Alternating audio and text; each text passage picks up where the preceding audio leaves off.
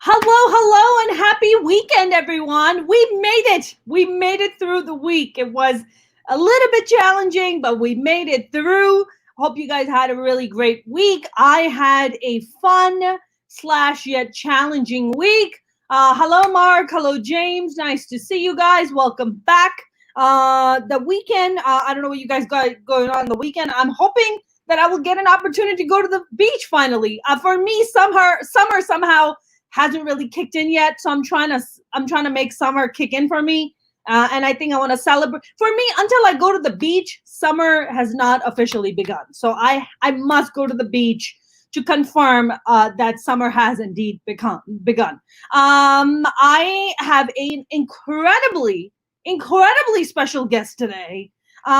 He has his interview with Roger Stone has gone viral since last Saturday. I had a big show, and apparently Mo Kelly had a really big show too. The amazing brilliant Mo Kelly is going to be our guest today. He's going to come on and talk to us about that now infamous interview with Roger Stone and everything that followed after it. And I want to just kind of just kind of set the stage about what's been happening ever since the interview. But Mo's going to be here.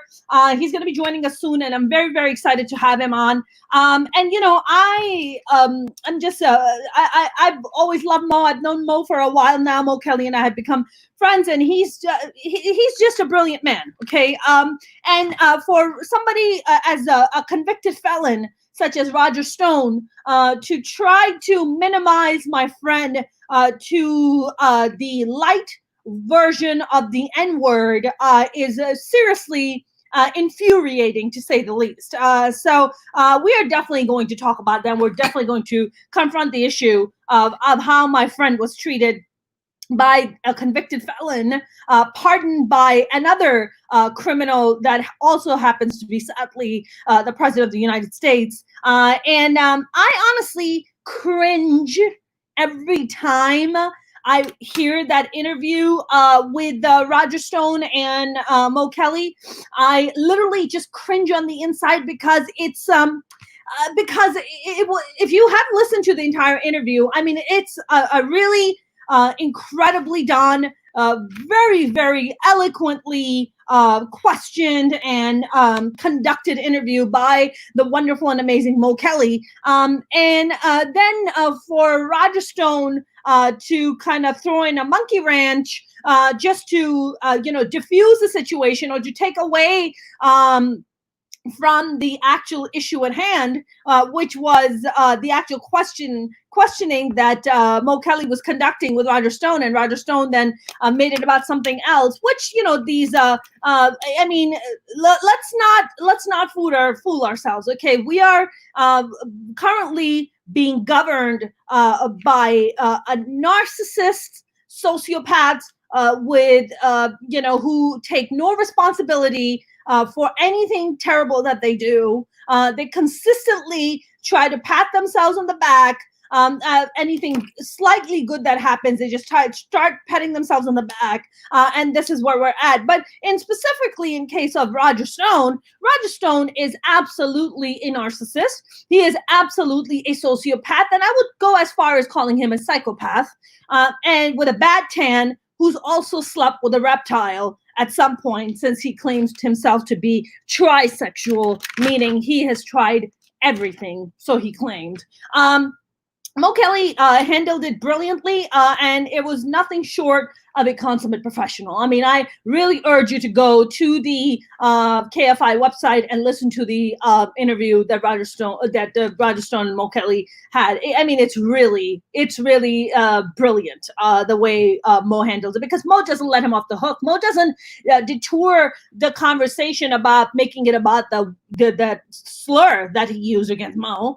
He still presses on, and he still goes on and asking him the important question, which is, what was the main reason that he ended up getting pardoned? And, of course, Roger Stone from the beginning of the interview is just lying through his teeth. He's like, the juror was unfair. Like, the jury was made up of unfair people, and I was just unfairly treated. And of course, as you watch it, you're just like, Jesus Christ, man, you lied under oath. You lied, okay? For God's sake, you lied to the FBI multiple times. I mean, what do you think that entire Mueller investigation has been about? I mean, it's just really nauseating. So, I mean, let me tell you something. If I never met Mo Kelly or never was even friends with Mo Kelly, and I heard that interview, I would immediately side with Mo because Roger is a lying turd who's also a convicted felon, which Mo isn't. So just based on that alone, you're just like, I think I know whose side I'm on. I'm on the side of Mo Kelly. Besides placing a sex ad in the 90s by Roger Stone looking for a stud to join the party with his wife and her phony tits, he claimed to be, I shit you not, this is the ad that it's on Google. You guys should look it up. It's hilarious. He claimed that he is well hung, which I fucking doubted. And he claims to be 8+ inches. I doubt if he's barely 2 inches. Even then, I'm giving him too much credit, quite frankly. Not the way he behaves. I mean, that's no way. I was watching this new response from Roger Stone today where he claims, I shit you not. I mean, talk about gaslighting. I mean, these people, Trump, all his cronies, all his phony, supporters. They are the biggest goddamn gaslighters, man. Let me tell you something. I was watching this new response today by Roger Stone where he claims that the audio is edited, okay? And he will have the forensic investigation to prove that he never used that word. Smoke and mirrors, people. Nothing to see here. Smoke and mirrors. Nothing to see here. Roger Stone never said that. Live on air, this man said. When do you think Mo got the time to edit it? I mean, how does that even work? Okay.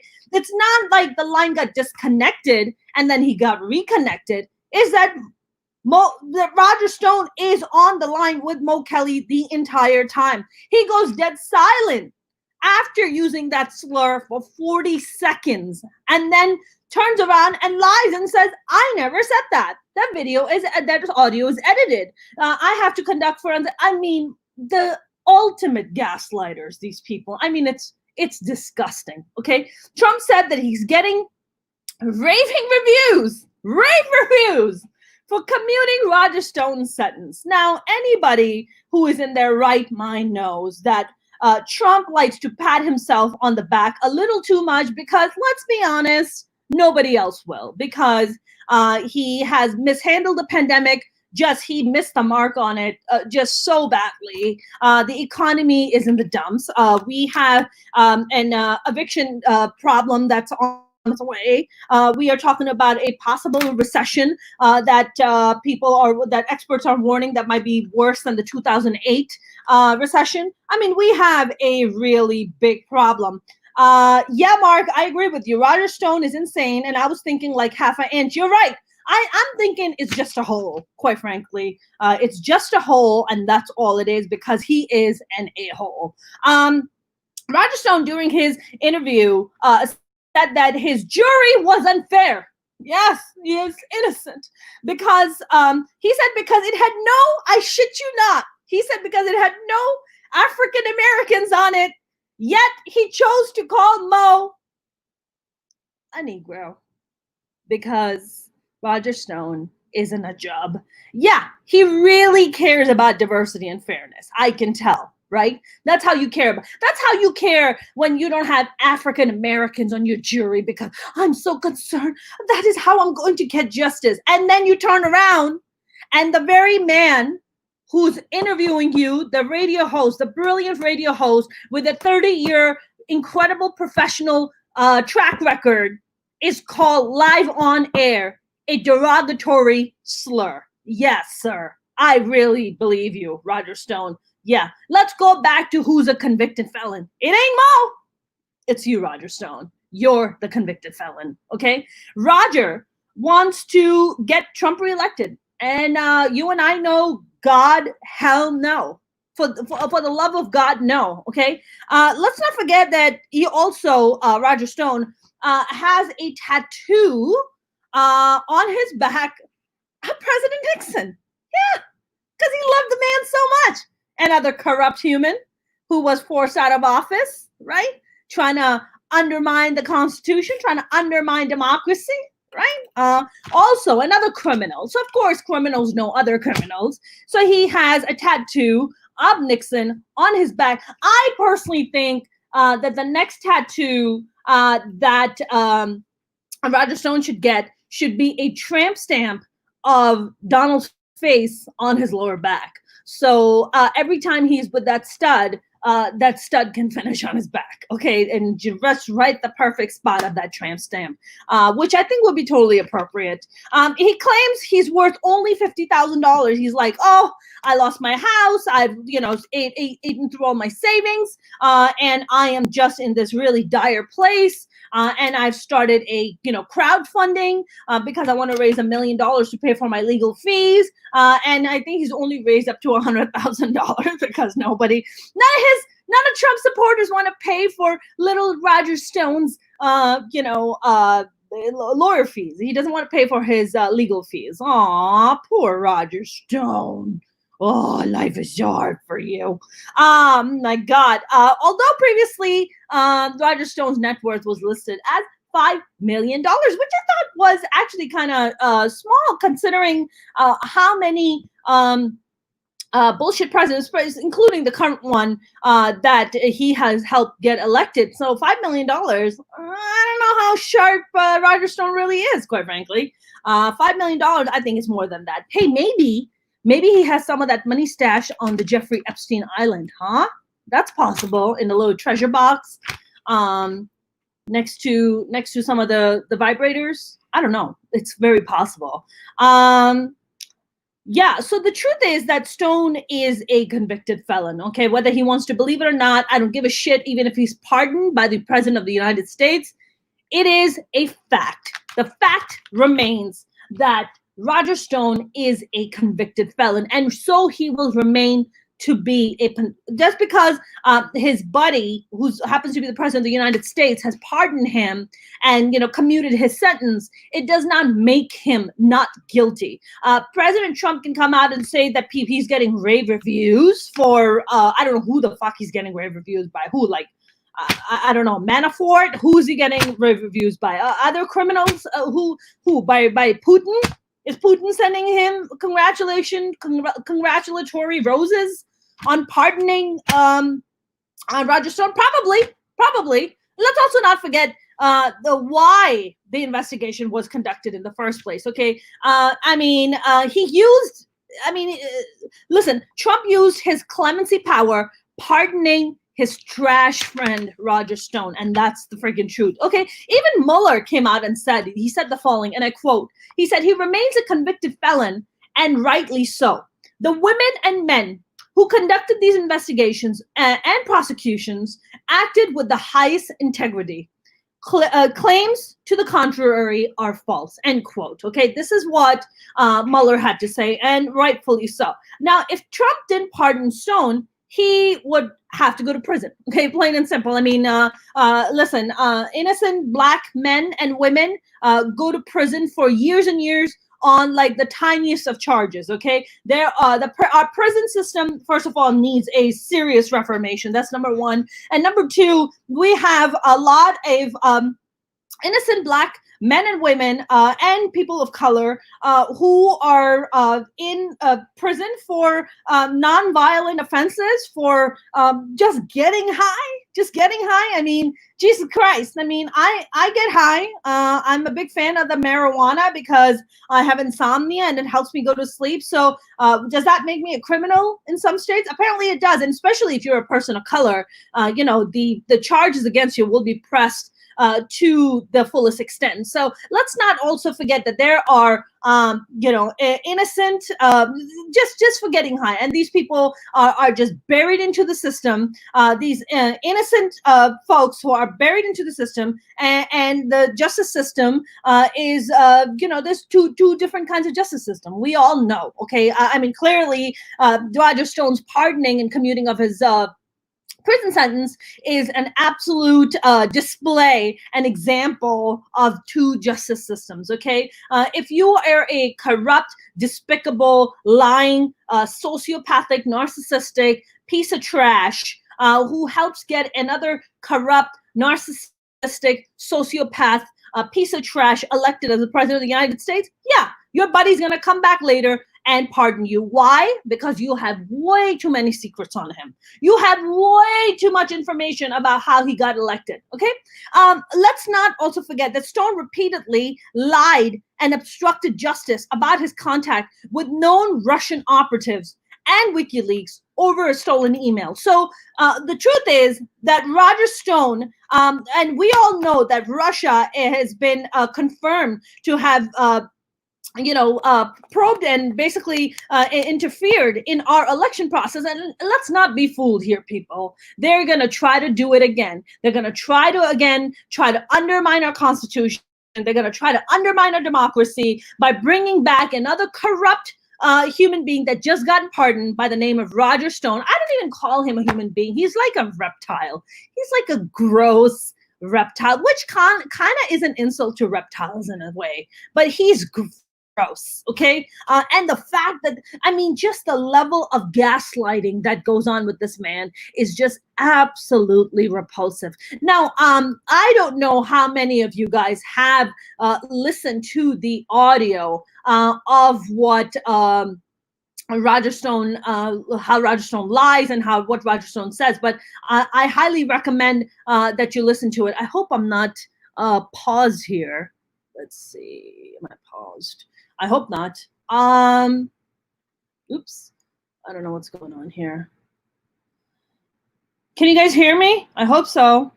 My computer is having a moment. Uh-oh. Uh-oh. Whoops.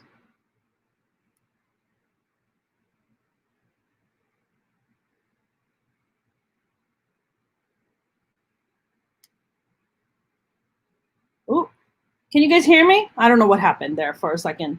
I think I lost you guys there for a second, but I'm back. Sorry. I don't know what happened. I was trying to play the audio by Roger Stone, and then my computer like literally had a stroke. My computer's like, I cannot play that audio. I think even my laptop is getting sick of it. So we're definitely gonna have Mo Kelly shortly, and I just have so many questions for Mo Kelly since this video. I mean, please Google it. I mean, it is all over the news. I mean, it's in Deadline, it's on CNN, it's like everywhere. I mean, I've looked it up everywhere, and the interview is just everywhere. Stone has helped Russia get involved in our election process and help the very corrupt president known as President Trump, sadly, get elected and doing the horrific things that he's doing. It's interesting, now Trump has come out and said that, wear your masks. It's patriotic. Wear your masks. And now all of a sudden, all his Trump supporters are like, oh my God, 56% of Trump supporters are coming out and saying that they will now wear the mask. Okay. And even then, Trump was like, there's a time and place for it. Yeah. You know what? Also, a time and place is when you go outside and connect with different people, wear the freaking mask, man. Why do we constantly have to? Why is this a fight? Why is poor Dr. Fauci? Okay. And honestly, I love Dr. Fauci. He kind of looks like the Keebler guy with the cookies. I think he does. I adore him though. But man, our amazing guest. I'm so excited about this interview because I always go on his show and talk a lot of smack. And now I have him here. So listen, the language is free flowing. And this man needs no introduction. I've literally dedicated 3 episodes to him. So the wonderful and brilliant Mo Kelly. Mo, welcome. It's good to see you, Mona. It's always good to see you. How you been? Man, I am okay. How are you? I'm exhausted. It's weird when you wake up one morning and you're trending worldwide. That's really hard to explain to someone. And you see yourself, and I don't say this as a boast. I'm saying it out of fear. You see yourself in the New York Times, New York Post, LA Times, USA Today, Hollywood Reporter, TMZ, Variety, name it, Daily Beast. It didn't matter. And my job is to cover the news. And then you realize that you, on this one occasion, you are the news, and it gives you some pause. It gives you a real gut check as far as the power of media and words and how they can be used for both good and evil. And it was an eye-opening experience. Yeah. I mean, you've just been all over. I mean, I've listened to, your post. You did a whole unpacking of the interview. That was amazing. You were on Bill Handel's show, and I was listening to that. I mean, Bill Handel said something that was really fascinating to me, and I don't know if you felt that way when he was talking to you. He said something that really. He said, I don't know how you kept your composure, because I would have lost I would have gotten really angry. Bill Handel said that. And it really, I just kind of stopped and I thought about it. I was like, if you're a person of color in this country, especially if you're a black man or a black woman, you've never really been given that luxury to just lose your shit. No, and it would have been used against me. I would have been the angry black man who would have been blowing it out of proportion, or somehow just lost my cool, even though it might have been. I mean, I didn't lose my cool, and I'm still being accused of losing my cool or crying racism, even though in the interview I said I never called you a racist, Roger Stone. And that's the unfortunate part, because the racialized pejorative was dismissing my humanity. And part of my humanity is being allowed to respond to insults when they happen. And it's always turning the other cheek, as opposed to, give them a right cross, verbally or otherwise. And internally it was there. And you talk about people of color in America. This is the way I look at it. We are so used to being marginalized, disrespected, disregarded, and dismissed. When it happens again for the nth time, it doesn't get a rise out of you. We just say, that's Tuesday in America. I've received worse in terms of tweets, emails, phone calls to the station, messages. So you have to put it in its proper context, not only the remark, but to whom it was made and what my life has been. I was called the N-word, the real N-word, the fat version of the N-word, when I was a first day of kindergarten. I'll never forget it, by a fifth grader. Those are the things which stay with you for life. And they leave an indelible mark. How long ago was that? That was 45 years ago. Have we changed that much? Yes and no. Yes and no. There are things we have, other things we haven't. Where did you go to school? I grew up in the Torrance area, and Torrance has a reputation. I mean, you can Google Torrance racism even today. They had a big racist video where this couple stopped a mixed couple, black man, Latina woman couple, pulled in front of them, got out and said, "White Lives Matter," got out with a hammer or something, started beating on their car. This was just yesterday in the same area in which I grew up. Torrance has a very complicated yet notorious history when it comes to dealing with issues of race or people of color living in that specific area. And I went to South Torrance High School, class of 87. I'm not ashamed of it in any way, but I'm also very acquainted with some of the issues of the city. Yeah. I mean, I mean, do you remember what your response was? Did you even say something back? Oh, yes, I did. I tried to beat the shit out of the kid. Right? And it was a fifth grader, because my father had already prepared me for that moment. I was one of the first black males in the Torrance School District. And this is 1973. Wow. So I was one of the first black males. And I know most of my classmates had never seen a black person. This is America we're talking about. They had never seen a black person. And so my father prepared me as best he could, in my limited imagination as far as understanding race, prepared me. If I heard this or someone did that, he told me what to do. And it was very interesting, because the advice that he gave me back then, it was a different time. We're just coming out of the 1960s civil rights riots and everything. Right. And so he was more protecting me emotionally, and also, if need be, physically, if I should need to respond. And so he told me, do whatever you need to do. And I'm saying this seriously, if you have to pick up a brick, so be it. But protect yourself at all times. So I tried to beat the crap out of the kid. I couldn't catch him because he was physically older and just faster than me. But he turned tail, that's for sure.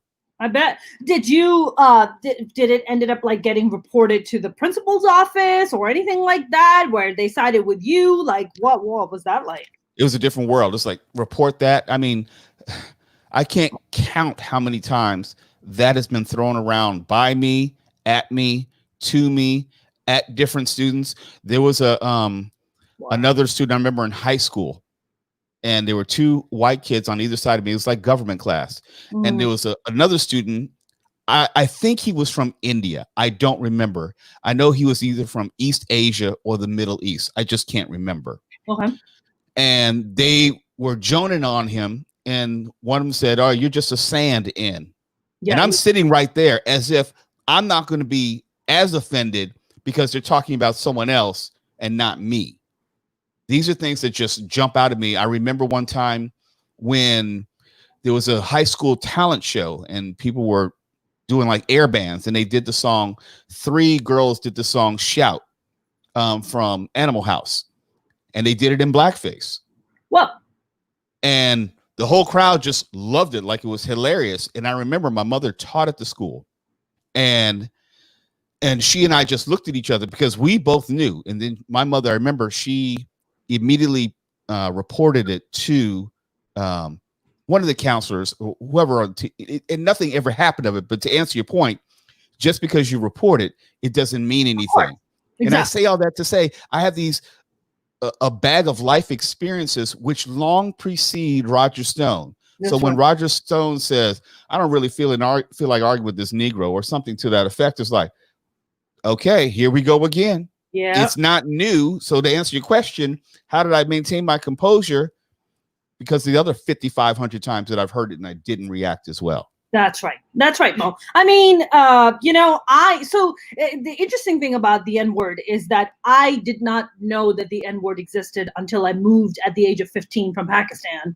And I didn't know what it was. I remember my brother coming home one day and he had just gotten a job as an insurance salesman at Prudential, and he became one of the top salesmen for the month, and he knocked off this white guy to the second position. And my brother came home and he's like, "Oh, I became the top salesman, but this guy came and called me the sand N-word today to my face." Yeah. And I was just like, "What do you mean? What is that word?" And he goes, "Yo, it's a really bad, it's a very demeaning way of saying, for used against black people." And I was like, "Oh, so I was like, so you add a little sand to it and then it's us?" And he's like, "Yeah." So I was like, does he think that we live near the beach? That there's sand there? I was like, we're too poor. We can't live near the sand. That's trying to make sense out of nonsense. You can't make sense out of ignorance. Exactly. Because I have no context, right? I have no context of the N-word. So, and then of course, for reading history and all that, of course, and the history books, they very nicely brush over, "Oh, everything was fine. It was great. The colonialism was great for all of us." Yeah, the plantations were awesome. It was fantastic. And then you start reading, as you get adult, and you start reading stuff, and you're like, "Holy moly, this is some bullshit." Right Well, but to your point, I remember when I was growing up, the existence of Black people, African Americans, in my textbooks could be boiled down to slavery, as in the Middle Passage. They don't talk about chattel slavery, just slavery as a general vague concept. Dr. King and George Washington Carver and his peanuts. That's it. There was no Frederick Douglass. There was nothing, no one else who had any connection to anything other than just Western colonialism and slavery. That's it. I think maybe Crispus Attucks, who died in the Revolutionary War, the first one to die, but that was like a trivia question. I don't think I even learned that he was Black until in my 20s or something, I mean, I didn't even know that Alexander Hamilton came from the Caribbean. I don't know. Right. And it makes you start looking at history altogether differently. And of course, our concept of an immigrant is vastly different than maybe 200 years ago. Yeah. But it does tell you as far as what is and what was not valued when textbooks were put together, as far as who was important, what was important. And history is always told by the winners or the colonizers. So that's right. No, I 100% agree. I mean, no mention of Harriet Tubman. I'm like, Harriet Tubman. No. I mean, my God, you know, I don't know. Did you know that Harriet Tubman used to get these debilitating migraines because she got hit in the head really bad by one of, while she was under slavery, and she would get these debilitating migraines. My brother called me up. He's like, man, Harriet Tubman was a badass. And then he's badass. Once you start learning the history. Woo, yes. She was amazing. I mean, and was strapped. Yes. After she left the plantation, she was strapped at all times. Yeah. And ready to shoot folks on sight. Yes. I mean, just her history. I mean, her courage is incredible. But, you know, I want to go back to this point that we were just talking about, how in history, how things are just erased because it's just not important, because let's just talk about what the achievements of white people and just everybody else is dismissed. Let's talk about white Jesus for a second. It is so disturbing when I see a blonde hair, blue-eyed Jesus. I'm like, okay, we all know that they had to come up with that image of Jesus so they can feel it's relatable. You and I know that if Jesus was this white in the Middle East, he would have spontaneously combusted. Yeah, and I'm trying to think how the concept of Jesus, the blue-eyed Jesus, could exist, as you said, in the Middle East and practice a religion opposite of Judaism, so which was already heresy in and of itself. And then you're going to have him look as a European. It's not feasible. I mean, when I talk about movies like Noah, and they have Russell Crowe from Australia, and they have 1,000 extras who are also European, and it's like, don't you know that Noah? And I know a little bit about the Bible. Okay, I've been studying most of my life. Don't you know that that's set in Mesopotamia? Do I need to point that out where that is on a map for you? Yeah. Do I have to remind you that Egypt is actually in Africa? It's not Southern Europe. It's Africa on that continent. It's not like it's somewhere divorced from Sudan. No. It's not sub-Saharan, but it's right there. That's right. You want to talk about sand? Egypt is sand. I mean, well, you know, and I know that if Jesus Christ came today and showed up at the Mexican border of America and Mexican border and was just a brown dude with long hair and, you know, was just wearing simple clothes. And he was like, hi, I'm Jesus. I've returned. And they're like, sorry, you're just another immigrant just trying to get in our country. Christianity today in America specifically is not a religion. Yeah. It's a political party. Yes. It's a public affirmation, not that you believe that he's the Son of God and he died for our sins. You believe that, or it's a sign that you put on your door saying, I'm not Muslim. That's all it means in America for the most part. It's not about how you should love your neighbor. It's not about how you should conduct yourself in his likeness or try to model your behavior after him and the behavior which was demonstrated in the Bible. It just says, I'm not Muslim. Yes. That's it. Yes. No other requirement. Yes. I mean, I hope that when Jesus does come back this time, I hope he's smoking weed, because I think that's the only the way he's going to get through humanity. He's like, listen, I've been watching you guys. You guys have messed this whole thing up. I'm going to hit this reefer right here, specifically in California. This is some good kush. Let me get some of that. Okay. You know, but you can kind of see how and why they would have killed him back in the day just by our behavior today. Yeah. As a world who is just completely out of control, who would not even accept or believe the Son of God, regardless of how many miracles he might have performed. Yeah. But I could see why Jesus would have to come, regardless of what you believe. But I understand the context of the world is pretty fucked up at the moment, and I need to send someone to help straighten them out, or all y'all are done. Yes, that's right. I'll just start over.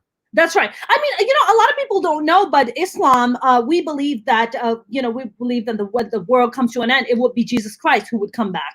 So a lot of people don't know that, Jesus Christ is a huge prophet in Islam. He's a huge He's a huge prophet. I mean, and a lot of people think that Christ, Christ is he plays a huge role in Islam. So when the world comes to an end, I really hope he's coming back with a big bong. Like he's just smoking a reefer, a huge bong. He's like, I've had enough with you guys. I know the world's going to come to an end, but let me just hit this reefer right here. But, religion has always been about cherry picking. People who are Christians, they pick the things which are convenient and comfortable, and their God, air quotes, doesn't like the people that they don't like.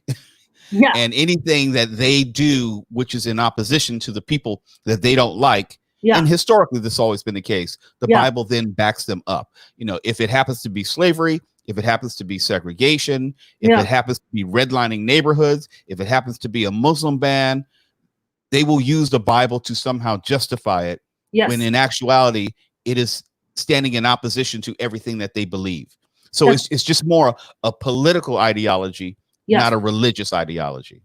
And it's very interesting because our constitution in our country is supposed to be based off of separation of church and state, and yet church has such a huge hand. I mean, especially with this administration, where they consistently bring, especially Mike Pence, he's constantly talking about God, and he can't be around other women because he calls his wife mother.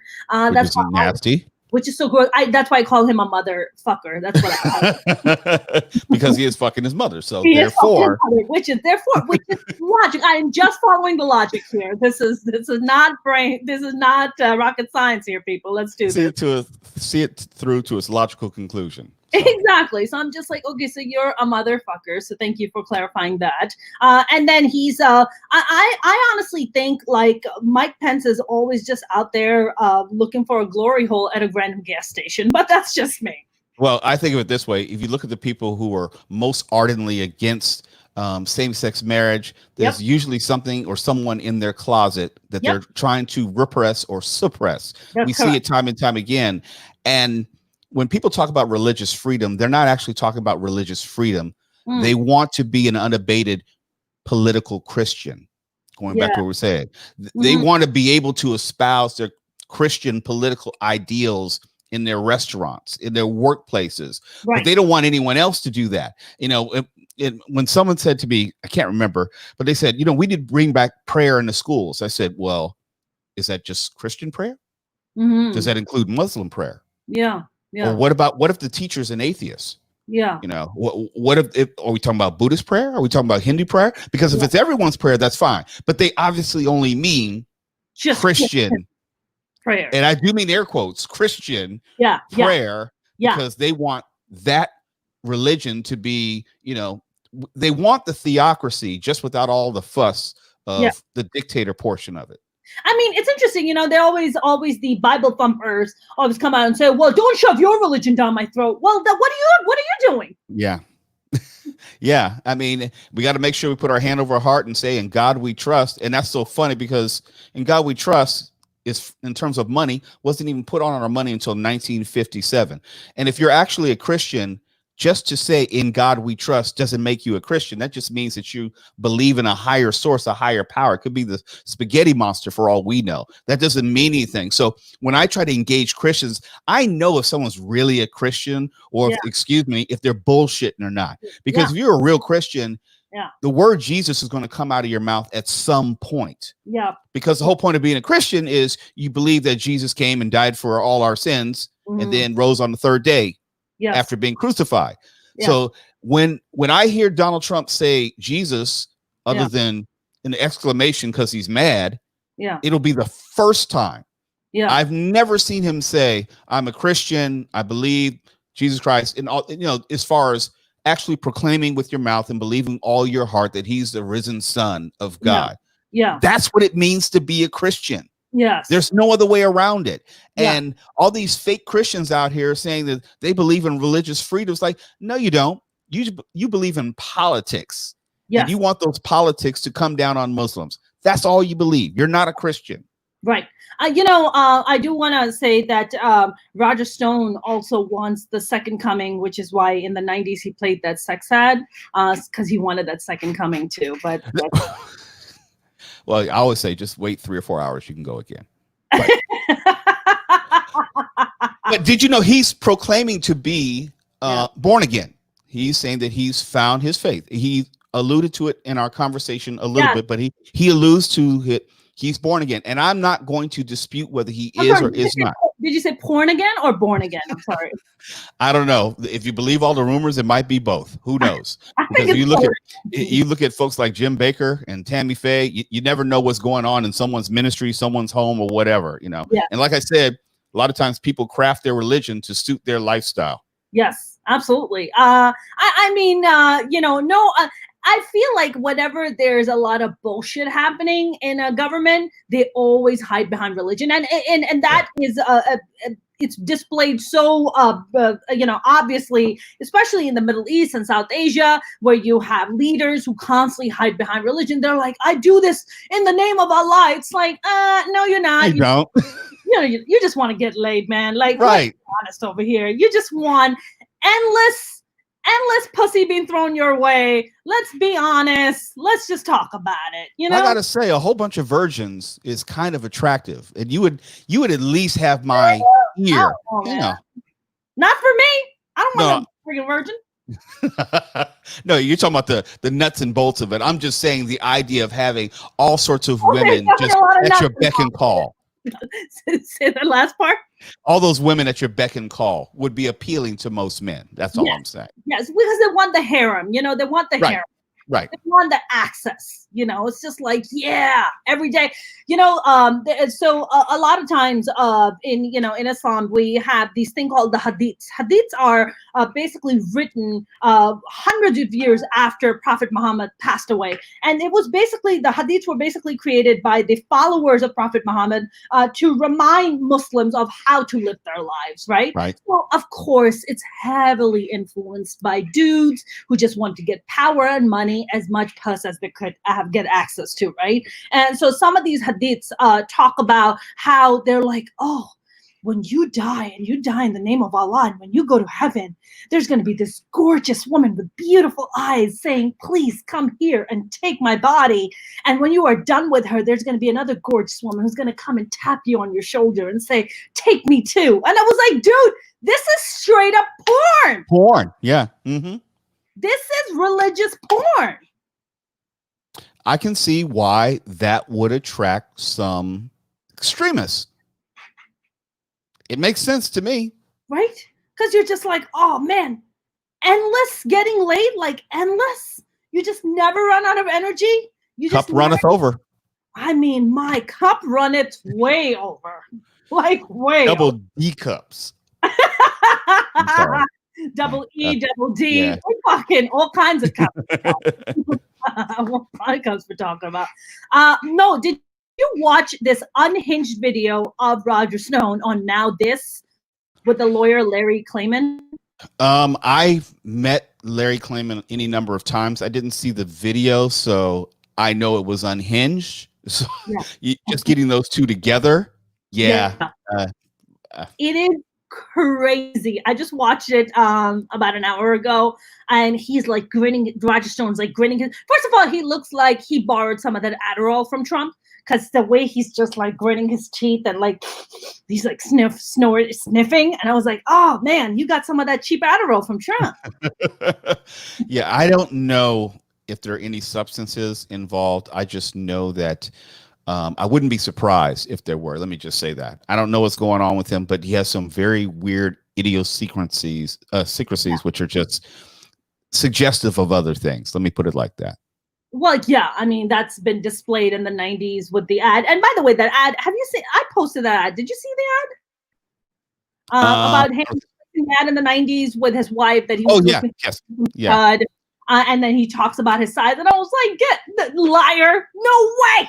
There's no way. They were living a life. If I've heard all the rumors, and I know that he and his wife were into some stuff. Yeah. I always say what you like. It might be Crisco and handcuffs for some people, and it might be, I don't know, baby oil and ice cubes and tomatoes. I don't know. I think you're putting it mildly right now. I think there's reptiles involved, but that's I think there's reptiles involved. Mo, you were so incredibly composed and eloquent when he says the slur, and you were like, you're like, excuse me, what did you say? And then he goes silent for about 40 seconds and then comes back. What's going through your mind at that time? Oh, I went street, but I was just very polite about it. If you've ever been in a physical altercation or on the street and someone says something stupid, you always give them a second to either step up or step back. And it was, and I said very nicely, excuse me, what did you say? But I'm actually saying, motherfucker, what did you say? Yes, yes, Mo. Say it again. Yes. Say it again. Yes. Yes. That is what internally. Yes. And I'm giving him the opportunity, man to man. If you're going to say it, don't say it under your breath. Say it to me. Step to me. Man up and say it. I already know you said it. That's why you say what?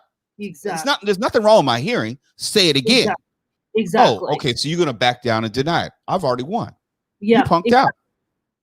I mean, listen, we've all known that he's a douchebag and he's a lying scumbag who constantly gaslights. But I think what really bothered me, and I wanted to fucking punch his lights out, is when he came back and you were like, "What did you say?" And you were like, "Did you just call me?" You confronted him about the slur, and he goes, "You're out of your mind." He goes, "You're out of your mind." I mean, just the gaslighting of like. Yeah. It's incredible with Trump and his criminals that he constantly pardons and supports, that they constantly ask for proof, and when you show them proof, they're like, "Oh, didn't happen. Nope." Doesn't matter. It's moving goalposts. To your point, it's gaslighting. I have audio which is unassailable. The audio integrity is unimpeachable. No pun intended.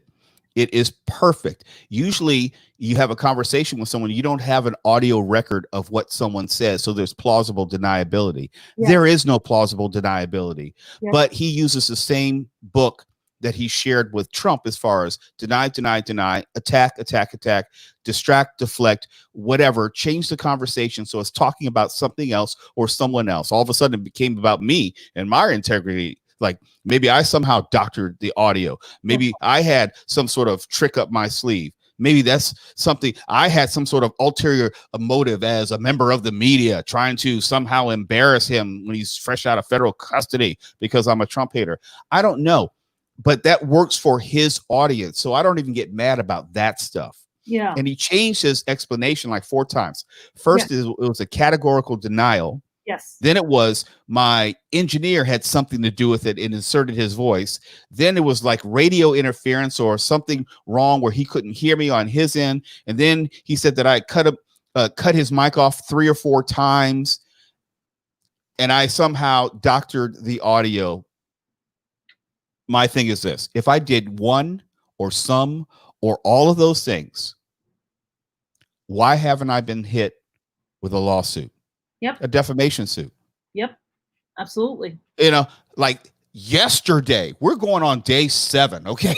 Yeah. What are we talking about? And I think to a reasonable person, they would say, yeah, that does make sense. If someone doctored an interview, so the world would look at you as either a racist or somehow a racial jerk. Yep.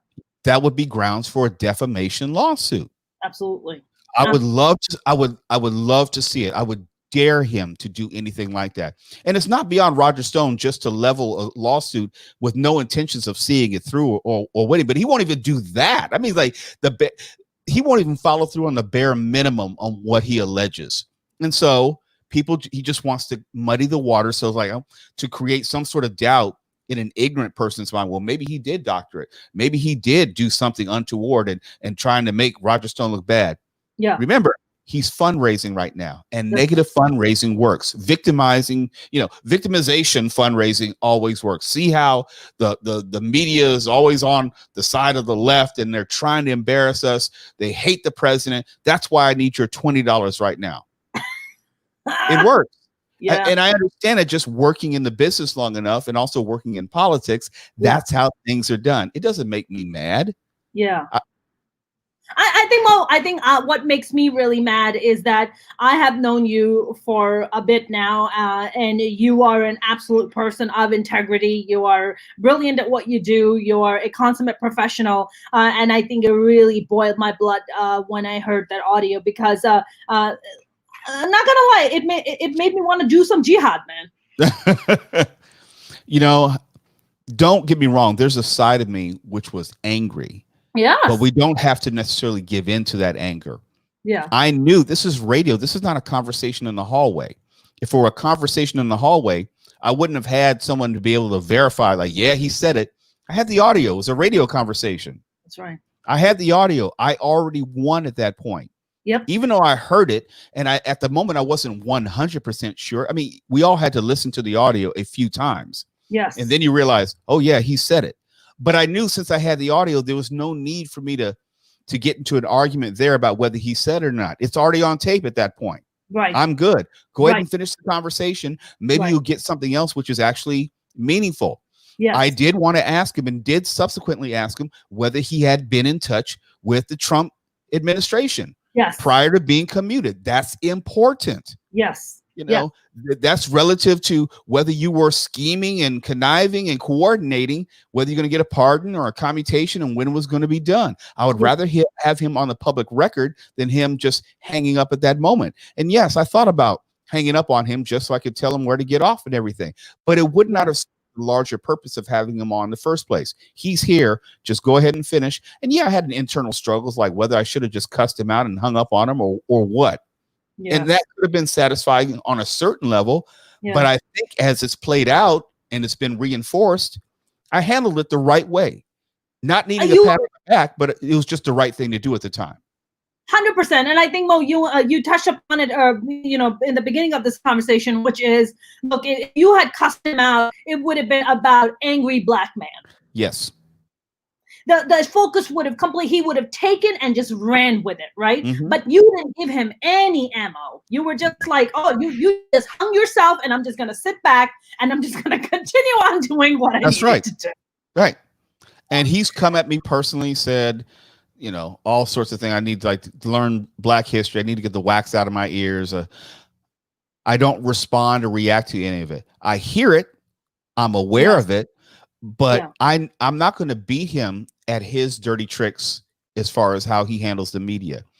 I can't be a professional in the conversation and then decide to get into the mud in the days after the conversation. Either you're going to be a professional and handle it upright and circumspect, or you're not. Either you're going to be the Christian that you profess to be, or you're not. It's really that simple. And it doesn't mean that it's comfortable or convenient. It just says, if you want to be perceived a certain way, then be that way. If you want him to be able to say that he got under your skin, well, then let him get under your skin and go into a back and forth of personal insults. And then you would have given him his victory. I mean, he's Christian, like I'm Norwegian. Let's be. Yeah, we can call ourselves whatever we want. Listen, I'm Norwegian. I identify as white now because Roger Stone identifies as Christian, apparently. I mean, holy shit. Why not? I have blonde hair and blue eyes. I don't know what you see. I don't know what you see, Mo, but that's what I got, man. You're out of your mind. You're out of your mind. I'm Norwegian. Why not? No, what are you talking about? This is how I identify. There was a video today of one of the channels interviewed him, and they asked him. He's like, "Yeah, I'm getting a forensic investigation done on the tape." The audacity, man. The audacity. So the forensic investigation. I mean, first of all, it's total bullshit. You and I know. Of course it is. Of course it is. There's no fucking leg to stand on. He's a fucking moron. So how does that work? What they reach out to KFI and say, hey, we need the audio. We're gonna do a forensic like, how does that even work? You're way too smart. You're the first person to actually ask me this. They've never requested the original audio. Oh my God. Like if you were for everyone who's watching, if you want to see whether a photo was doctored, whether it's Photoshop, you need to go to the actual original photo. You just can't. He's just taking I guess the podcast or whatever That's right. You know, whatever. Okay. But not only that, that would have been done inside of 30 minutes, not Right. 2 weeks. That's right. Yeah. That's right. I mean, if you're going to conduct a forensic investigation, the first thing you'll do is you'll subpoena and you'll say, hey, we need access to the original audio. That's right. It's just fluff. It's just bullshit. So is that something, Mo, that you're considering and coming out and putting out a statement that, hey, they haven't even requested the original audio? How the hell are you going to conduct an investigation? Well, I can tell you this. If and when he comes to the conclusion and offers his findings, we are already prepared to embarrass his findings. Already. Since he put it out there, you know, yeah. Yes. We're ready for whatever he's going to announce, because we know how this is going to go. He's going to have fun. If he takes it further, there'll be some person to say, aha, my expert has said X, Y, and Z. It was doctored. He won't provide any evidence. He won't be able to substantiate it, but that's what he'll say, because that's how politics works. Let's look at our president. He just says shit, never provides any evidence, never substantiates anything. Mail-in ballots are just fraught with fraud. Where? When? He just says it emphatically as if it's the truth. And remember, Roger Stone was a close advisor to Donald Trump. The playbook is almost exactly the same. Right. 100%. You know, I was on Young Turks a year or so ago, and one of the things that I was talking to Anna and Cenk about was how Roger Stone was the brains behind coming up with the mnemonic device, which they came up with, build a wall. It was wall. That's right. Stone went to Sandberg and to Steve Bannon, and then they came up with build a wall. And Trump initially was very hesitant to try it, and then one of the rallies finally remembered, because he has a memory of a fucking mouse. He finally remembered and he chanted build a wall, and it just took on like wildfire, and they were like, that's it, we got it. That's what we're going to use. So I mean, this man has single-handedly contributed to of America far the way we've seen. I mean, you know, Mo, you know, and I know that, you know, somebody like Roger Stone, he knows that if he helps get a corrupt president elected, which he has with Donald Trump, that he was eventually going to get pardoned. All his crimes were just going away. I mean, he's a convicted felon. Like, I don't give a fuck how many times Trump is going to pardon him. He's a convicted felon. Bottom line. Let me take it one step further. Since his sentence was commuted, there's a slight distinction between a commutation and a pardon. Pardon wipes everything away, including the conviction. He was just commuted, so he's still a convicted felon, and that stays on his record for life. So you are not saying anything which is factually inaccurate. He is a convicted felon. The only thing that changed was the president stepped in and say, okay, you don't have any sentence to serve. That's it. But he's still a convicted felon. And if he were arrested again or charged with something again, that previous record would be relevant going forward. You know, it reminds me of when Chris Rock used to do this joke. He's like, it's all right, because it's all white. I was like, man, Mo, imagine you or I doing something like this. Not only would they throw our ass in prison, they'll take our families down with us. Like, and that's a serious point. It's funny, but it's also a serious point. We talk about the inequity of the justice system, and Roger Stone was trying to paint himself as a victim, and he was unfairly treated, where he skipped to the front of the line to get a commutation. And you look at Michael Flynn, a complicit DOJ, intervened on his behalf. And that same DOJ intervened on Roger Stone's behalf, because originally they said that sentence is too long. It has to be that the prosecution was recommending 7 to 9 years. And so the DOJ, William Barr himself said, no, that's too long. You have to ask for a shorter sentence. And all the prosecutors on Roger Stone's case resigned. What? So, and Paul Manafort is out of jail right now. So you have to look at all the closest advisors to the president. Even though they either pleaded guilty or they were convicted, they are not serving any time in jail. That's not justice. That's right. That's a president making room for his friends. That's right. That's it. I mean, you know, it reminds me of what it was like growing up in Pakistan, in the sense that, you know, first of all, I grew up under a dictatorship, so that was that was a lot of fun. You know it when you see it. Then how about that? listen, when the protest happened for the BLM, and I live 2 blocks from Melrose Avenue, and when I saw National Guard in the streets, Mo, I kid you not, PTSD is a real thing. It's a real thing.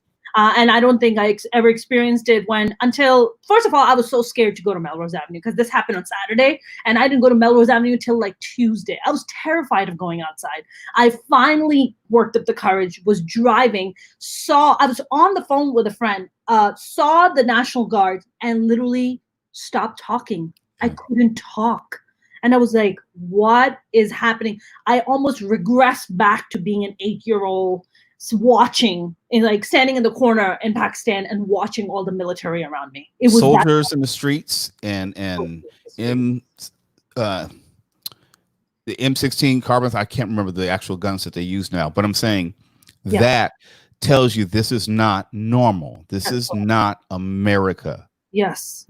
I mean, for me, it was just like, this is not the America I know. This is not why my family came to the U.S., that we are going to, again, go through a militarized state. Like, that's not why we came here, you know? I mean, it just kind of, it really messed with I had to hang up because I couldn't talk. My brain just like got stuck. Like I couldn't unstuck my brain. And I was like, what happened? And I was later talking to my therapist. I was like, what happened? Why did I get caught? She's like, it's PTSD. And I'm like, that's real. That is so real. Man, I know that you've been getting interviewed left and right. I saw you with your very dapper bow tie. How was your experience with Joy Reid and being on her show? It's wonderful, only because I've known Joy for a fair number of years now, and I say that in a professional sense. I had interviewed her 2 or 3 times on my show in a variety of circumstances, and she's always been gracious. And there are a lot of times we'll communicate having nothing to do with her or me specifically, in terms of just, hey, how are you doing? Or I saw you do this. Congratulations. I would congratulate her when she got her shot on MSNBC. So we had a legitimate rapport. When the opportunity, because she had wanted me to come on in previous years for whatever reason, but you know, in TV, you get bumped, things happen. And this story just kind of exploded. I mean, just exploded. And then she texted me that morning saying, Mo, I got to bring you on, you know, right? You know, I'm going to have my booker call you, and she's so nice and humble. She said, do you want to come on? It's like, yes. Wow. And I was honored to be on her second show ever in terms of being an anchor host on MSNBC. And it was a delightful experience. I'd done enough TV where once you do enough TV, it doesn't really change as far as, okay, it's a 5-minute segment. The question will come to you maybe once or twice. Regardless of whatever the question is, make sure you get out what you want to say. And I knew the question was going to be about Negro or something like that, but I wanted to make sure I took that opportunity to forward the conversation and talk about something substantive, like the difference between a pardon and a commutation. Why Roger Stone is such an important figure right now, given he's working for an impeached president who was impeached for trying to enlist the aid of a foreign government, and Roger Stone would have been going to jail for trying to help enlist the aid of a foreign entity. You know, there's a lot. That's right. There's a lot going on here, and we should not lose sight of that just because of one remark by Roger Stone. It's much deeper than that.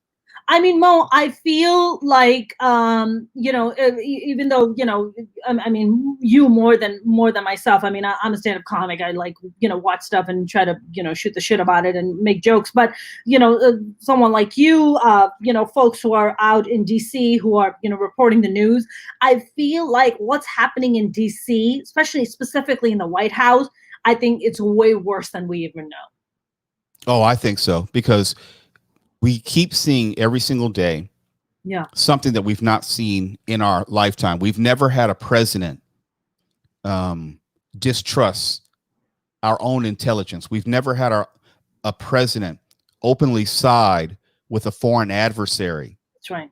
After they've hacked our election and arguably put bounties on our soldiers. We've never seen that before. We've never seen a president, a sitting president,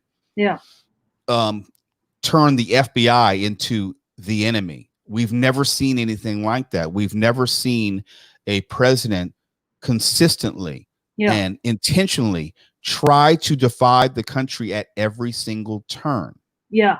Trying to be as inflammatory as possible, even during a pandemic. That's why it's like, I believe our systems of checks and balances froze because they didn't believe that someone like Donald Trump with his type of temerity would ever become president, much less try to push it to that degree in his first term, not his second term.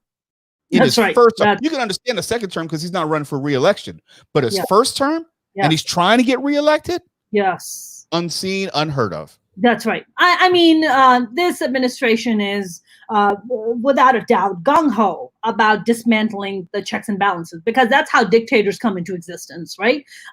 Dictators come into existence by hiring corrupt people. I mean, he talked about draining the swamp. I mean, he is the freaking swamp.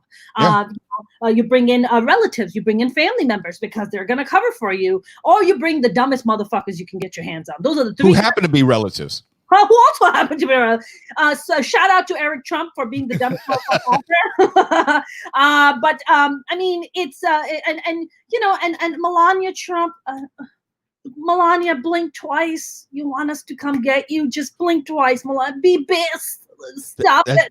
I'm sorry. I just believe that's a marriage of convenience at this point. Of course it is. Of course it is. I would say Melania Trump is the first gold digging whore in the history of gold digging whores that has to end up working. She has to work for her. I just want the handbags, and now she has to work, man. She has to go out and do campaigns about be best. Like what? That is our first lady. Be nice. She's the first lady of the United States. I mean, how can I be nice, Mel? Come on, I'm a comic. You come on, you get to be nice. I get to. I have to be nice. I get to do whatever I want. So that's the fun part. See, that's like the tension part where I used to get to be like Melania Trump. You know, I remember when Trump was talking about buying Greenland. Remember? What was it? I remember. You remember that? And he wanted to buy Greenland, and he wanted to sell Puerto Rico. Yeah, he wanted to sell Puerto Rico. And I was actually being interviewed on Sirius XM, and they asked me, they were like, what country should we buy, Mona? And I was like, I think we should buy Slovenia because that's where he bought his wife from. Oh, I'm not fancy like that. I don't have that, man. I don't have that low things that you just the full studio, I'll tell you. It's amazing. Mo, so here's a question. What happens? What happened? First of all, I really want to know if like Roger Stone is coming out and denying that, it's edited and it's all bullshit and all that. You think KF5 would ever be interested or even try to sue him for something like that, for denying? No, if only because, honestly, to see a lawsuit through, you have to show that you have been harmed in some way. Roger Stone is actually, I'm pretty sure, fundraising to a greater degree because he is in the press and people have been interviewing him left and right because they want to ask him about our conversation, and he is benefiting from it. I don't think he cares about how he's perceived. He's trying to raise money, and the way he does that by doing interviews and remaining relevant. Right. So that's why I know that the lawsuit will never come, because this is actually working for him, and it's actually working for KFI. It's working for me in the sense of we all make it what we want to make it. Yeah. KFI gets added focus and is in every news piece that I'm in. KFI is in, and I think the overall perception of me has been positive. So the overall perception of KFI is positive, regardless of what Roger Stone wants to say about it. Yes. Yes. So everybody wins. Everyone gets to remain true to who they are. Yeah. Yeah. I mean, whatever that is for Roger Stone. I don't think true is the word that applies to him. Mo, what I want to know is, like, I'm sure you're getting bombarded. You said you have thousands of emails and you're just getting, Oh, yeah. So by the way, thank you so much for even taking the time to come. Sure. But you're getting bombarded. I mean, what he's talking about, he was talking about writing a book, that he has to raise money. And I was looking up his net worth, and his net worth was listed somewhere around $5 million. And he, on your when you interviewed him, he said that he has to sell his house, that he doesn't have money, he has to write a book to raise those funds. Do you believe that? I'm quite sure he has considerable legal bills because his trial and trial motions and what he was trying to do probably was very expensive. Yeah. Does he have to sell his house? I don't know. I'm not in the man's pocket.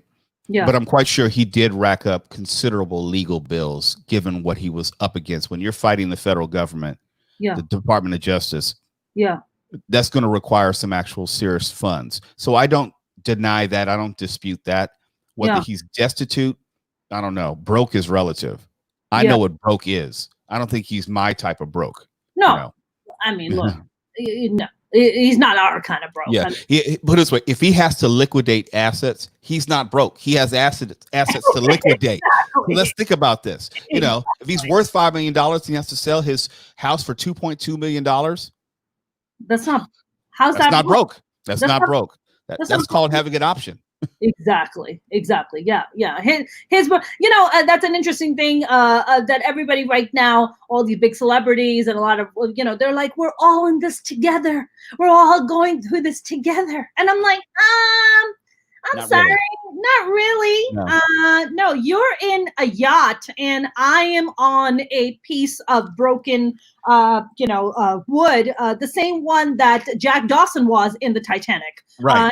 And then the bitch pushed him off. And I was going to say, the Jack did not get any part of that wood. He was hanging out in the water. Yeah, he was like, you got to go. And she shoved him off. And she was like, I'll ever miss you, Jack, but I'm freezing. So goodbye. Just die off. So that's what I feel. What do you think is, I'm first of all, I'm happy that this happened to you. Not the slur, but I'm happy that you had the opportunity to go and get invited all these interviews and you get to go and tell your side of the story. I'm curious what thus far, which interview that you did thus far where you were just like, you know what, that was really like, they made some solid points and they asked me some solid stuff rather than just general stuff that people keep asking you. It took a good 3 or 4 days. I think it was when I did an interview about 2 days ago with WABC Radio. And they were responding. They wanted me to respond to Roger's remarks, but they gave me the latitude to also paint a bigger picture about why he specifically was relevant in the first place and why the history of that word is, the word itself was not a slur. It's the context and the intent of the word. Like, for example, I can say the word Mexican or I can say the word Oriental. In a vacuum, those are not racially disparaging. You could be talking about an Oriental rug. You can just say, talk about a person's nationality being Mexican. Sure. But when you put it in the context and use the intent of, man, I don't feel like arguing with this Mexican or this Oriental, it's altogether different. That's correct. And that's what I think was not conveyed in many interviews and many articles. They just say black radio host, which marginalizes me even more, which I hated. And I understand that people writing the article are not writing the headlines. I get that. Yeah. But it almost perpetuated the problem because I was then again reduced to this black host. Yeah. I know it's part of the story and I know it's relevant to explaining it. But when you put it in the headline, you're saying that that's like on my forehead, black radio host. Yeah. No, that's not really true. And to answer your question, when I got to the WABC radio interview, it allowed me the opportunity to thoroughly explain and describe the nuance of the situation, because people kept hitting me saying, Negro is not a slur, United Negro College Fund. Yeah, I never said it was a slur. Yeah. It was a racialized pejorative. Yes. But they didn't ask me that. They didn't say, what did you think about the word Negro? They just said, they just put up the headline and ran. And I think that's the problem. There's not enough nuance in our conversations. Yeah. Everything has to be stark in nature. It was a slur. He's racist or not. No, there are a lot of folks who are in that in between. Yeah, a lot of folks who are racially ignorant. They don't necessarily have malice or contempt in their heart, but they don't have concern or either. They really don't care about black people. They don't care what's happening with Black Lives Matter. They don't care about whether we are disproportionately getting the shit beat out of us and killed in the streets by people who then have no type of autonomy, or I should say, there's no recourse whatsoever. Yeah. That's not saying that that person's racist. Yeah. But there is such a thing as racial indifference, and that's pretty bad. That's really bad. If you don't care what's happening, I probably would have a problem with you. Have you reached the level of racist? Probably not, but we don't have these complex conversations so people can understand what really happened between me and Roger. It's not about whether I think he's a racist. It doesn't matter what label you put on him.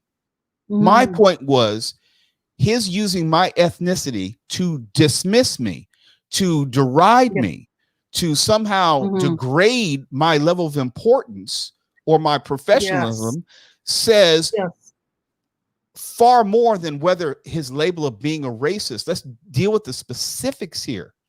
And people wanted to just dismiss it like, well, Negro's not a slur because they say United Negro College Fund. You have a problem with that? Dumbass arguments. Exactly. I agree. And I think it's exactly that. The conversation is more nuanced. And I think that's interesting because that's the one thing that I kept noticing every time I would Google, it was pretty much the same kind of headline everywhere. And I was just like, it's a little bit more than that. I mean, word, but what they're not looking at is the intent and the context. That's what they're not looking at, right? Because just like you said, right? Because people don't want to, I think the number one problem I feel Americans have is the lack of critical thinking. It's the severe thinking where we just want things very simplified. Racist or not racist? Well, it's not that simple, right? No, Negro, but it's not that simple. There is a horrific, malicious intent to demean you and to dismiss you as a human being and just boil you down of all your achievements, of your entire, all the things that you've done, to just boil it down to that one word, and use it in this demeaning intent to distract from the conversation, the questions you were pressing him on, right? Do you think he purposely did that just to do that? What do you think? I've been asked that by people, not to lessen the intent of your question, but I don't. Oh, sorry, and it's not to put you on the spot. No, you don't have to. No. I'm saying people have asked me that before, and I don't think that he is an evil genius like that, where he would torpedo, because he can't predict how I'm going to react. There's no way to know. Right. That's true. That's true. But I also say he's too smart to be considered dumb. I believe that everything which has happened subsequent to our conversation has been with forethought and, to a degree, malice. It is practiced. It is prepared. It's to a playbook. Sorry for the alliteration, but I can see the playbook and how it's playing out. I don't think that he, in that moment, said, let me say something a little bit off mic to see if he'll hear it, to see if he'll respond, and maybe it'll turn into something and it will elevate me. I don't think that. I don't think he's that brilliant. I just don't. Because not only has he done similar things to other journalists before, given his explanations after the fact, which are bullshit, not well thought through, it's almost counterintuitive. If you are so brilliant to put this plan together, but then have the poor execution after the fact, I don't think so. I mean, look, he claims that he's broke, so clearly he couldn't hire a PR person to write up. These are the dumbass excuses and bullshit that he can come up with to try to gaslight the whole situation. Yeah. Man, I was actually lying in bed when I saw the video about him. He's like, forensic investigation. I'm like, this is hilarious. I gotta ask about this forensic investigation. Mo, it's interesting. This happened last Saturday with you, and of course you've heard. I know you've been busy with your stuff, but you heard about what happened to AOC this week with Representative Ted Yoho. And honestly, like I really, I did a whole about it yesterday, and I was like, that's a woman of color who sits in a position of power. She's a elected congresswoman, and clearly her constituents wanted her elected because they felt that she was the right candidate who's going to go out and do the things that do the right things for her community and for her constituents. I look at that, and then I look at what happened with you, and I say to myself, this is now in the Trump administration kind of become commonplace. It's a commonplace thing now, right? Destroying, just demeaning people. AOC is a fucking disgusting bitch. Stone coming out and calling you this slur. Is that a right assessment? I think it's a window into what's wrong with our debate generally. And I think it's a window into what's wrong with this administration specifically, because not only does it engage in certain behavior, which is clearly out of bounds, there are no consequences. And in fact, I think that has sent a signal to other people, down to the average white woman in Torrance. Yeah. And around the country, that certain behavior is okay when done to people of color specifically, that there aren't any consequences for that type of behavior. Say what you want. There haven't been any consequences for Roger Stone. There haven't been any consequences for Ted Yoho. There haven't been any consequences for Donald Trump and his locker room talk. We can run the list. There have not been any consequences to dissuade anyone from acting in a certain way. And this is what pisses me off about the Democrats. The Democrats hold the Democrats to a higher standard than they hold the Republicans. Say what you want about Al Franken, but Al Franken lost his job. That's right. He did. And it's interesting that I was just going to bring that up. I was like, I think, and listen, this is just my kind of assessment. I feel the reason that Hillary lost and Democrats have been struggling, I feel, is because they take accountability. If one of theirs does some bullshit ass thing or does something nonsensical, they hold them accountable. There's repercussions. But in the Republican Party, especially in the new GOP, anything goes. Mitch McConnell, anything goes. I mean, they just want to retain the power under any cost. They don't give a fuck. And that's something I will actually give them credit for, not admiration, but credit. They will do whatever they need to win. Mitch McConnell says, I don't give a fuck what the Constitution says. I'm not going to let Barack Obama nominate anyone for Supreme Court justice, even though it's written into the Constitution. Yep. That's what the president's supposed to be able to do. Yep. And I know if Ruth Bader Ginsburg were to retire tomorrow or fall ill and unable to continue her duties, it doesn't matter, it's an election year, in a heartbeat, Donald Trump would have a nominee, and Mitch McConnell will push that person through in a day. Yep. 100%. And what I dislike about the Democrats, and I mean this word, dislike, is that they keep playing by rules that the Republicans do not play by. The Republicans will point at the Democrats and say, see, you have people who are offensive to women or mistreat women within your party. They need to step down. And the Democrats will gladly oblige them. And then when it happens in the Republican Party, it's like, no. Yeah. No, there have never been any consequences for anything that Donald Trump has said or done. Anything. If any Democrat said the things that Donald Trump has said about women or people of color, the world would come to an end. And that's not political. That's just factual. Yeah, exactly. I mean, if President Obama came and said, build a wall, you think he'd ever be elected? Give me a fucking break. Let's just say that President Obama was found to have been on the phone with Iran and asking Iran to find dirt on Mitt Romney when he was running for re-election. Yes. There's no fucking way he even makes it to election day. That's correct. Because a tan suit was a bridge too far. So we know that was out of bounds. Listen, Michelle Obama showed her arms, for God's sake. I mean, God forbid. We're not going to talk about the nude pictures of Melania Trump, but my goodness, how offensive were those arms? By the way, she's got fabulous arms. Those arms that were just showing and exposed. How dare she? Do you remember when Barack Obama was chastised for not wearing a jacket in the Oval Office? That's right. Yes, of course. The minimal. But here's the question, Mo.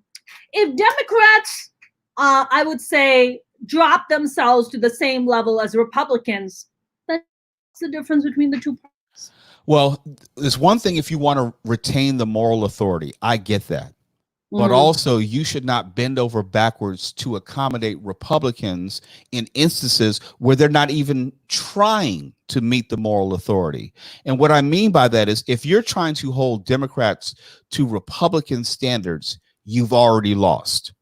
Hold Democrats to Democratic standards, and then also make sure the Republicans are called out in that moment for not holding their own party to those standards. I believe the Republicans are superior messengers. When they get on message, they're consistent. If I hear it on Fox News, I'll hear it on Facebook, I'll hear it in the street, word for word. They say the exact same thing, be it Obamagate or Obama lied or Burisma, whatever. They are on message. Yes. And the Democrats are all over the place. I can't tell you, is it defund the police? Is it abolish the police, or it's all over the place. And I have to be intellectually honest to be able to say whether I dislike Donald Trump and what he's offering for America. It's not like I can point to Joe Biden and say, and not that there's any comparison, I'm just saying from a messaging standpoint, it's not that I can point to Joe Biden and say, oh, there's a clear vision for America. No, I think he wants to undo, which is fine, undo what Donald Trump has done. And Donald Trump has done more harm to himself than Joe Biden has elevated himself at this point. Who do you think? Do you think Joe Biden's VP, Tammy Duckworth? What do you think? I don't think it's going to be Tammy Duckworth. I think it's going to be Kamala Harris. And this is not a statement of preference. I just think that Kamala Harris has enough of a national identity, probably is practiced enough and comfortable enough to do debate battle with Mike Pence, which is important, and has been vetted enough on the national stage where it would make sense. And also, you can't forget that at this point in time, Black women are a very essential component and constituency for the Democratic Party. And it's not that it's owed to Black women, but I'm saying it would be a lift and shot in the arm, because this election is very much about enthusiasm. And a lot of times you just want to give someone a reason to vote. Let's not forget, when Barack Obama was running for president, John McCain's campaign said, well, why don't we do something to inject enthusiasm in our campaign? They picked Sarah Palin, who just happened to be the wrong woman. But if they chose the right woman, the election might have gone a different way. I mean, Sarah Palin was also talking about seeing Russia from her backyard, so that didn't quite work out too well. And she couldn't list anything that she would read with any regular basis. I mean, she was an anchor for that ticket. So it does matter who you choose. And I think Kamala Harris. I think it's going to be Harris. I think Kamala Harris is a real. I mean, also she was a prosecutor, wasn't she? Yes. And if she doesn't get VP, then she'd probably be the attorney general. And I'm quite sure that discussion is being had right now. If they don't choose her, she would be first in line for attorney general. What happens that becomes president? Can he order for Roger Stone to go to prison? Or once it's commuted, once your sentence is commuted, you cannot reverse it? No, once it's commuted, it's done. It's done. The arrest and conviction stay on his record, but as far as the sentence is concerned, that's not going to be reversed. Now, Roger Stone has said in my interview and with others, he is fighting it on appeal to get his name cleared and have the conviction removed. But that's not the real story. The difference between a pardon and a commutation is this, and I wish other people would start talking about this. If you're pardoned, it carries the weight of guilt. In other words, if you're pardoned, and then let's say hypothetically, if Roger Stone had been pardoned, and hypothetically Donald Trump, after he's out of office, is charged with something on a federal level, they can subpoena Roger Stone, and he has to comply. He cannot even plead the Fifth Amendment, because a pardon, that's a part of that negotiation. The threat of criminal liability goes away, so there's no reason for you not to testify. You have to testify. But if your sentence has been commuted, You can still plead the fifth. You can still refuse to testify. You can fight a subpoena, but you can't if you've been pardoned. That's not by chance. That's by choice. So later on, Roger Stone can't be compelled to turn against the president and give testimony against him if need be. So they basically run about 10 to 15 steps ahead. Yes. Of everyone. I mean, yes. Because they have their hands in so many criminal things and so many criminal acts.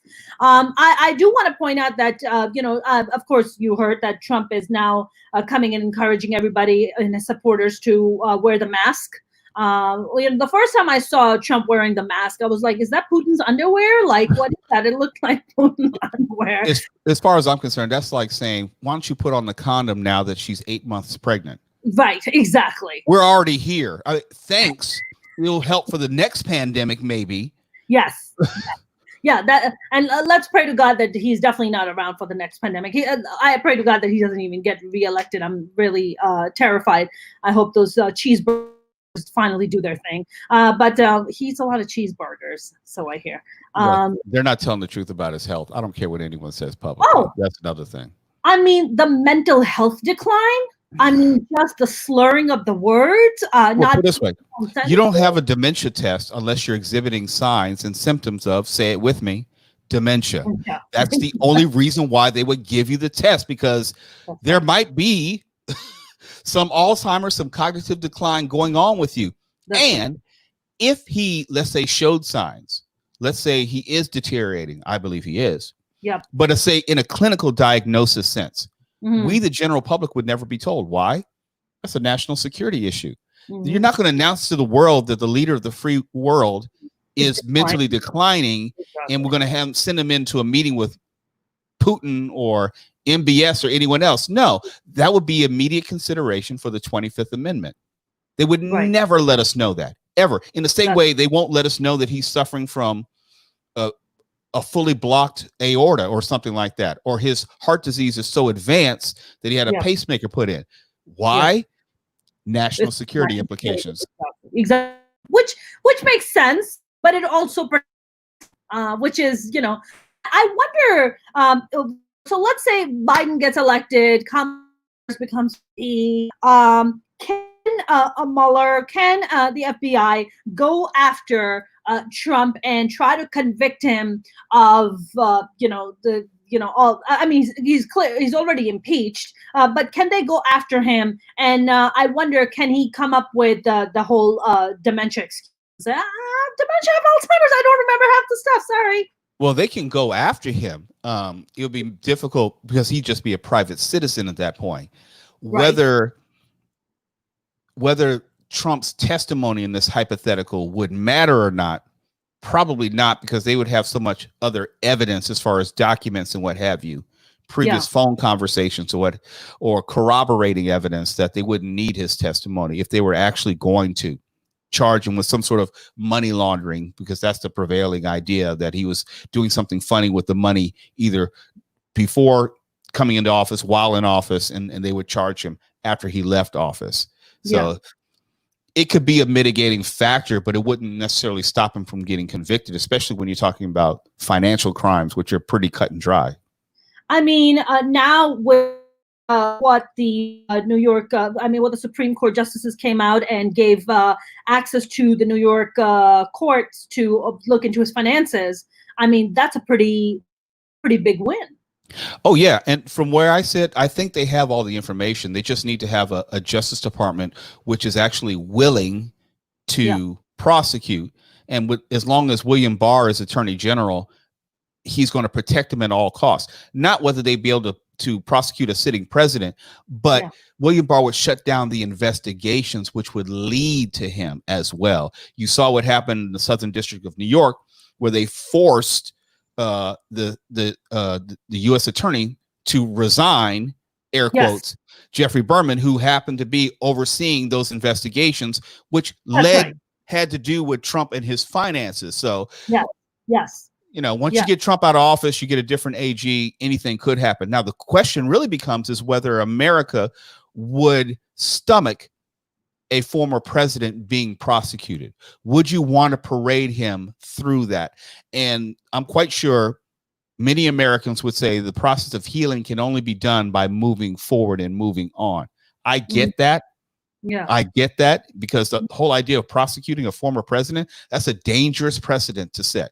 Dangerous, especially how politicized we are now, because you can just say, we'll just prosecute every single president for whatever we want in future generations. And we've never been here before with any president, not even with Nixon, nothing like this. And people forget, in Nixon's administration, you had the VP resign, Spiro Agnew, before Richard Nixon resigned. And this dwarfs that administration a great deal as far as the number of people who should be going to jail, or who have been convicted or been caught up in a federal criminal enterprise. Yep. Yep. Why do you say, I mean, don't you think it would be healing for the soul of America and healing of the soul of Americans to see a criminal impeached president like Donald Trump be brought to justice? Why do you use the word dangerous? Well, I say that if only because it's going to be difficult just to get through this election, because we know Donald Trump has already planted to see that whatever result happens, unless he wins in a landslide, he's going to deem illegitimate. He's already said that voting by mail is fraught with fraud. He's already said that he won't go on a record as accepting the election result in advance. He's already said that he's planning to see that he's going to contest the election, especially if it's somewhat close. In fact, it could be a landslide and he loses. He's still going to contest it and allege fraud or someone cheated. And I just believe that's projection. So with that in mind, you could have an election which is not officially certified for days or weeks, and in the worst case scenario, months leading up to the actual inauguration of Joe Biden, if he were to win.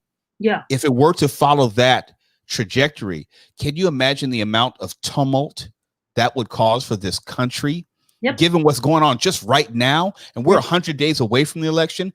And in that scenario, you would have hypothetically Joe Biden winning the election, and you have the sitting president, because he's still the president, refusing to leave office, and then probably using his DOJ and his federal police to cause more chaos from November, that first week of November, to January 21st. He'd probably use a complicit DOJ to tie it up in the courts.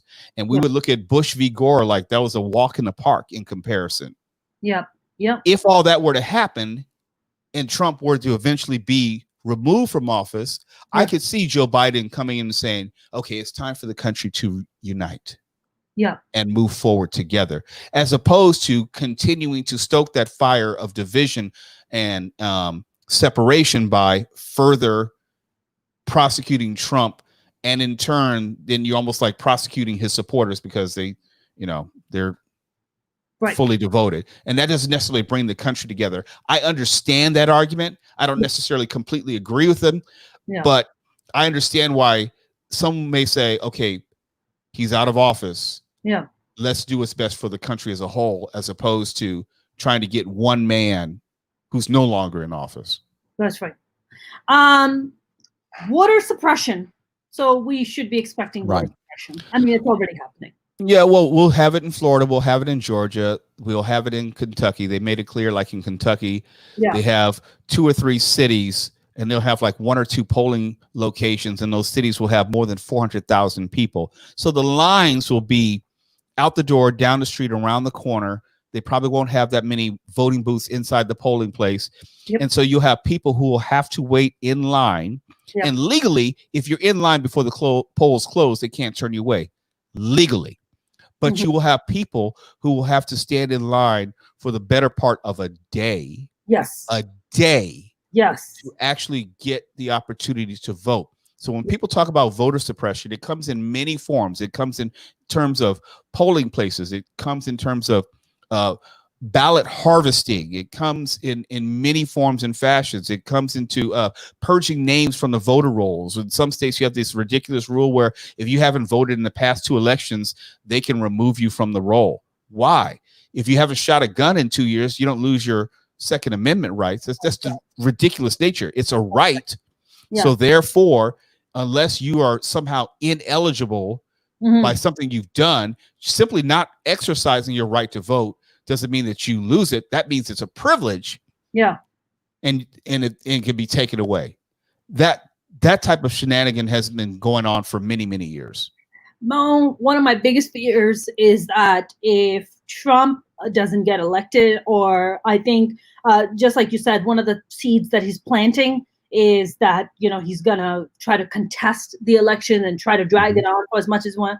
One of my biggest fears is him starting a war, right? Starting a war with Iran, trying to start a war with China. What are your thoughts on that? I think that there's nothing off the table. He's made it very clear he will do anything to win. He will enlist the foreign aid, an aid of a foreign government, a foreign entity like WikiLeaks.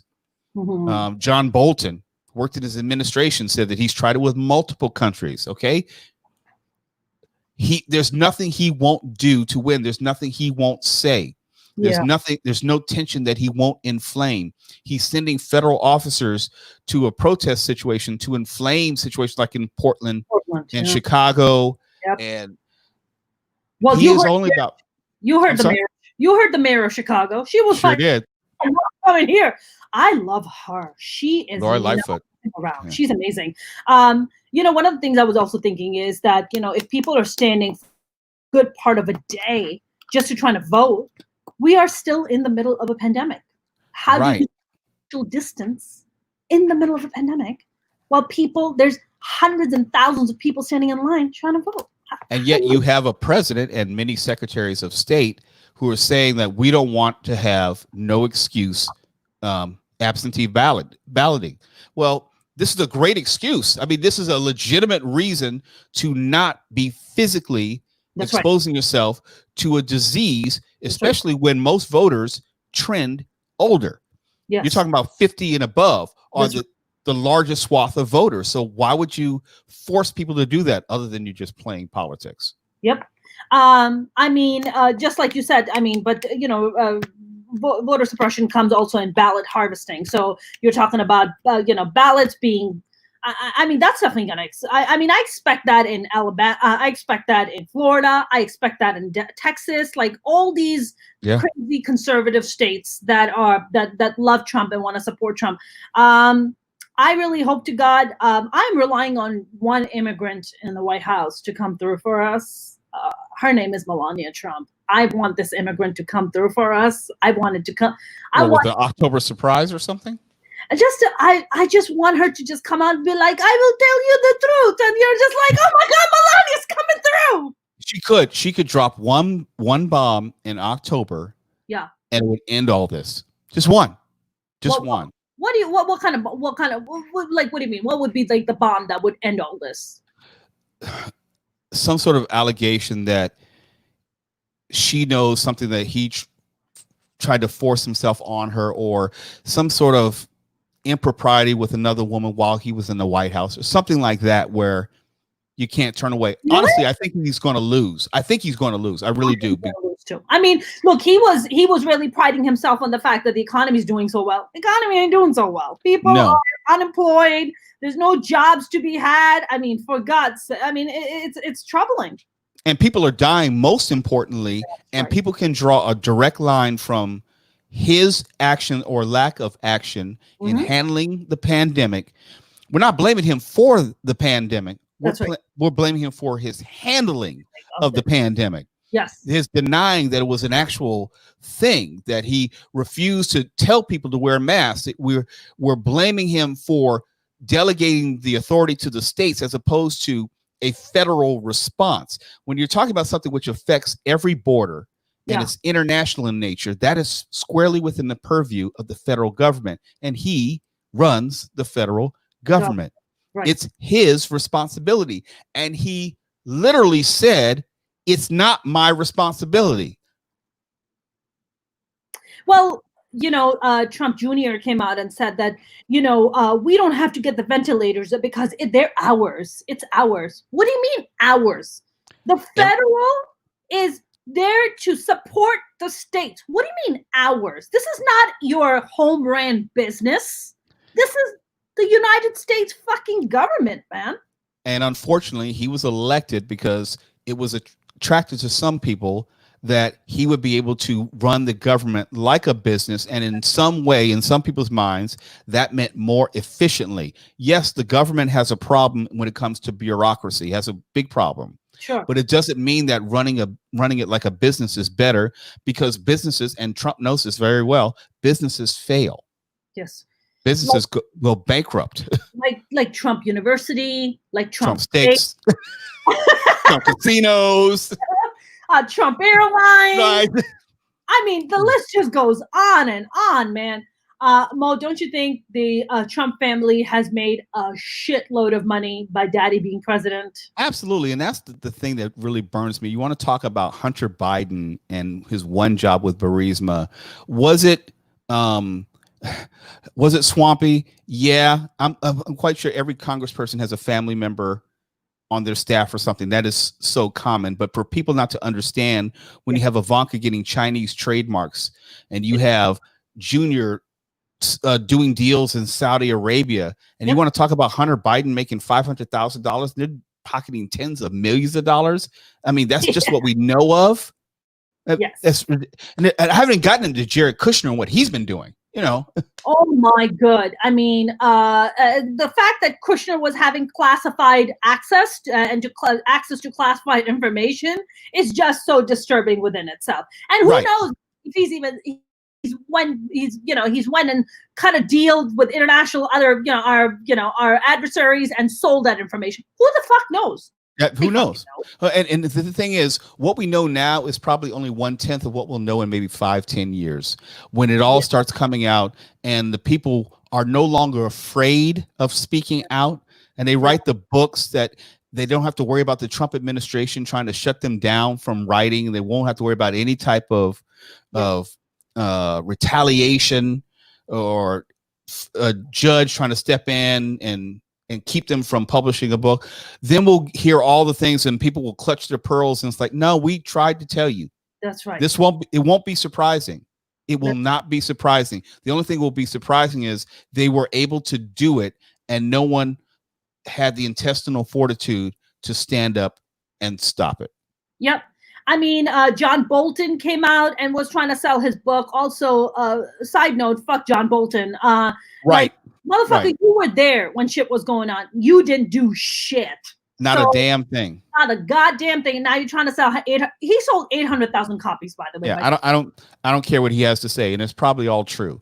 But if he really believed that Trump was a national security threat, then he should have acted accordingly. He was then derelict in his duty as a national security advisor. If he really thought that Trump was unfit for office, then he was derelict in his duty as a national security advisor. And now you want to say, I can't vote for Joe Biden, but I'm not going to vote for Trump either. Fuck out of here. Exactly. Fuck out of here. You can't tell me that you're a patriot and you love America when you're saying that this guy's unfit and you didn't do your job when you had the opportunity to do your job, either in the sense of shedding light on what he was doing or testifying during impeachment, and all this shit would have been done. But your politics, what he's saying was politics and profit were more important. He didn't want to necessarily be the shunned Republican, which ushered in Joe Biden. He would rather Joe Biden get elected, and he played no role in it. Yep, absolutely. Exactly, 100%. Did you watch Mary Trump's interview with George Stephanopoulos? Of course I did.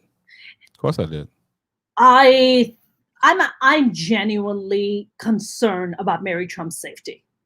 I'm concerned because she was the one who released portions of his taxes prior to now. She was the one who's telling the family secrets. She is the one who obviously is holding stuff back. Don't tell me she put it all in the book, because there has to be something that she can hold over them come October or something.